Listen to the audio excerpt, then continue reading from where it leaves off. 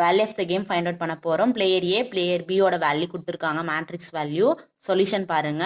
Row wise என்ன check பண்ணணும்னா minimum value check பண்ணணும். அப்போ ஃபர்ஸ்ட் ரோல மினிமம் வேல்யூ எது -2.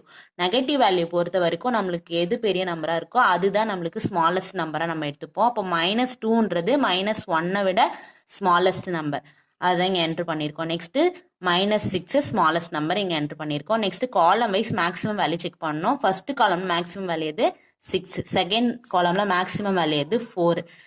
இப்போ மேக்ஸிமம் வேல்யூ தேர்ட் காலம்ல பாருங்க -2 -6 இருக்கு. அப்போ -2ன்றது -6 விட பிக்கஸ்ட் நம்பர் லைன்ல போட்டீங்கன்னா உங்களுக்கு தெரியும்.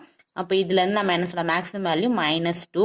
இப்போ நெக்ஸ்ட் என்ன பண்ண போறோம்னா மேக்ஸிமம் வேல்யூ சூஸ் பண்ணோம்ல, அதுல மினிமம் வேல்யூ எதுன்னு பார்க்கணும். அதுதான் என்னன்னு சொல்றாங்கன்னா மேக்ஸ் மினி என்னது -2.